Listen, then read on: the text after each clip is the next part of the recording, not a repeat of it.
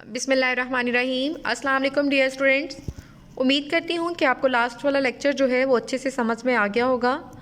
और आज जो है वो कंप्यूटर साइंस के इस लेक्चर के अंदर हम लोग फ़्लो चार्ट और एल्गोरिदम की जो एग्ज़ाम्पल्स हैं उनको डिस्कस करेंगे।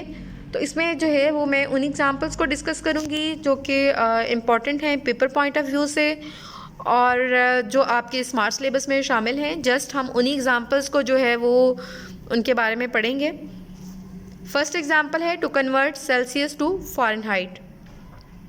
इसमें सबसे पहले तो हम स्टार्ट और एंड का सिंबल यूज़ करेंगे। जैसे मैंने आपको लास्ट लेक्चर के अंदर ये बताया था कि आप स्टार्ट के लिए कौन सा सिंबल यूज़ करेंगे, एंड के लिए, इनपुट और आउटपुट के लिए कौन सा सिंबल यूज़ करेंगे, प्रोसेसिंग के लिए कौन सा सिंबल यूज़ करेंगे। तो फर्स्ट ऑफ ऑल हम जो है वो स्टार्ट लिखेंगे। हर एक जो भी आप फ्लो चार्ट बनाएंगे सबसे पहले स्टार्ट इनका सिंबल लिखेंगे, ठीक है। उसके बाद जो है वो नेक्स्ट आप इनपुट दे रहे हैं, इनपुट में हम क्या लेंगे, नंबर और सेल्सियस, ठीक है। नंबर और सेल्सियस हमने क्यों लिया, to convert Celsius to Fahrenheit. हमने सेल्सियस को फ़ारेनहाइट के अंदर कन्वर्ट करना है। उसके बाद फ़ारेनहाइट इज़ इक्वल्स टू, हम क्या करेंगे, इसका फार्मूला लिख लेंगे। डियर स्टूडेंट्स, आपने फार्मूला जो है उसको बहुत अच्छे तरीके से याद कर लेना है। नेक्स्ट हम प्रिंट फ़ारेनहाइट, जो भी फ़ारेनहाइट के अंदर होगा उसके हम प्रिंट करवा देंगे और एंड जो है वो उसके बाद आ जाएगा।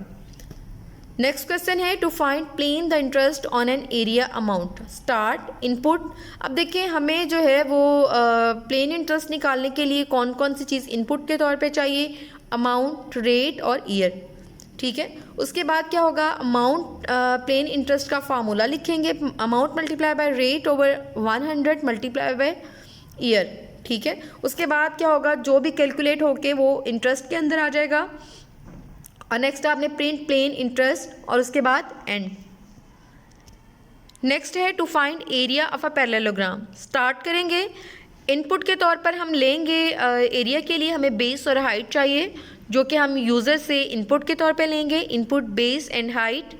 Area is equals to base multiply by height और प्रिंट एरिया, एरिया को हम प्रिंट करा देंगे। To determine whether a given number is odd और इवन, ठीक है। आप ये देखना चाहते हैं आपका नंबर जो है वो इवन है या ऑड है, तो आपने स्टार्ट करना है और कोई भी नंबर जो है यूज़र वो एंटर करेगा।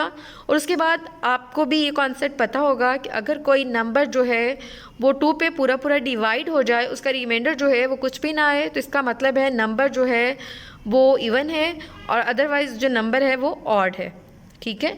इनपुट नंबर n और रिमाइंडर के तौर पे is equals to n mod 2, n mod 2। अब रिमाइंडर इज़ ज़ीरो, अगर तो रिमाइंडर आपका ज़ीरो आया है, येस है, तो प्रिंट इज़ इवन, तो वो इवन को प्रिंट करा देगा। लेकिन अगर आपका रिमाइंडर जो है वो कुछ भी मतलब 1 आया या 2 आया है, तो आपका नंबर जो है वो ऑड है, तो print n is odd, then जो है वो प्रिंट होगा n is odd. To display the larger one out of the 3 given unequal numbers, ठीक है। आपने लार्जर नंबर लेना है और 3 नंबर ऐसे लेंगे जो कि अनइक्वल होंगे, एक दूसरे के इक्वल नहीं होंगे, जैसे 1 2 3, ठीक है। स्टार्ट करेंगे, इनपुट n0 n1 n2, मतलब एक नंबर जो है वो n0 के अंदर सेव होगा, दूसरा n1 के अंदर, फिर n2 के अंदर। अब हम देखेंगे जी large is equals to n0, अगर तो n0 लार्जर नंबर है, अगर n0 लार्जर नंबर है तो फिर हम लिख देंगे जी n1 greater than large.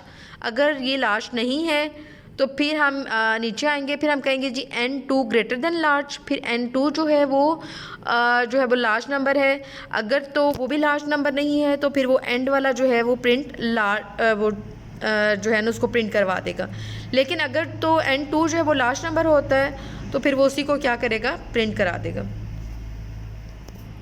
To input 5 values 1 by 1 and determine if the given value is odd और इवन। अब इसमें क्या है, 5 वैल्यूज़ वो देंगे और जो है वो हमारी इनपुट जो है वो इवन या ऑड आएगी।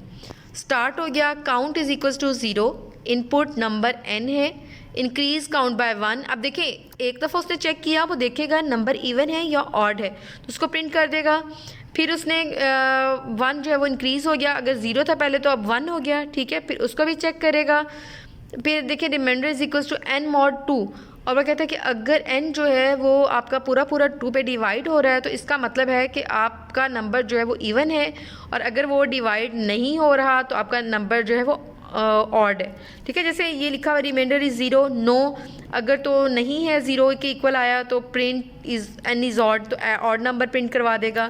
अगर तो एन इवन आ गया मतलब ज़ीरो के इक्वल आ गया है तो वो उसको क्या करेगा, प्रिंट एन इज़ इवन। आप देखें इवन हो गया, फिर काउंट इज़ 5 टाइम उसने काउंट करना है, कहता है तो 5 टाइम काउंट हो चुका है तो फिर येस करेगा और एंड कर देगा। अगर काउंट नहीं हुआ नो, फिर दोबारा जाएगा, फिर एक नंबर लेगा, फिर उसमें एक का इंक्रीमेंट करेगा, फिर उसका दोबारा से 2 पे जो है वो डिवाइड करेगा, फिर देखेगा नंबर इवन है या ऑड है, ठीक है। अगर इवन होगा तो प्रिंट एन इज इवन, अगर ऑड होगा तो ऑड को प्रिंट करवा देगा।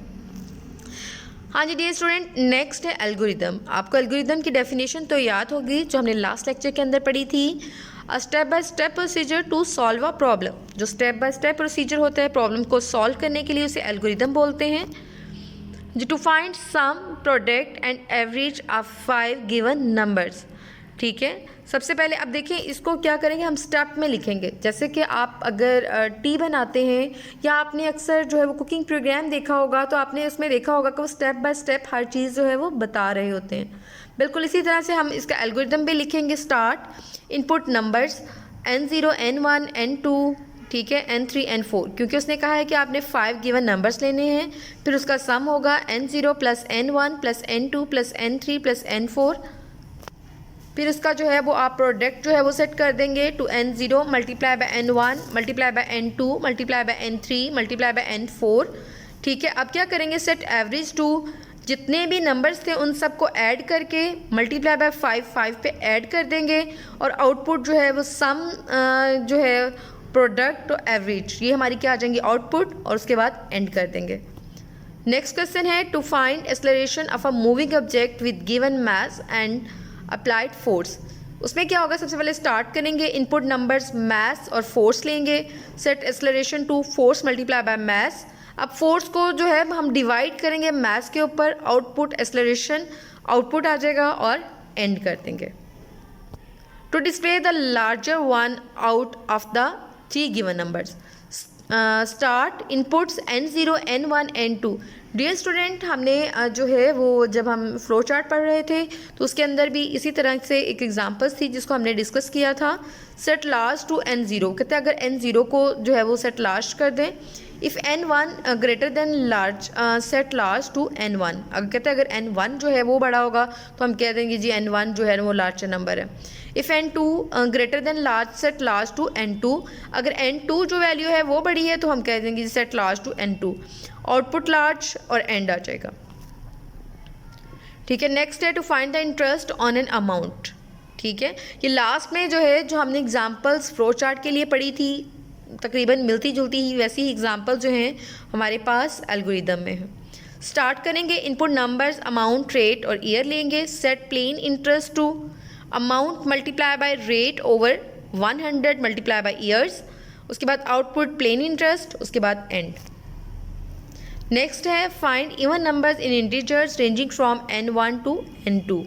स्टार्ट इनपुट्स लेंगे numbers n1 n2, if n1 less than equals to n2, तो कहते हैं if n1 mod 2 equal to 0। अब देखें वो अगर इक्वल है 0 के तो आउटपुट n1 आ जाएगी, set n1 to n1 plus 1, तो फिर आप क्या करेंगे उसमें एक ऐड करेंगे, गो टू स्टेप 3, फिर स्टेप 3 पे सेम इसी स्टेप को रिवाइज करेंगे, ठीक है। अगर तो जो है वो रेंज जो है हमारी n2 तक कंप्लीट हो जाती है तो फिर हम क्या करेंगे स्टेप को स्टॉप कर देंगे।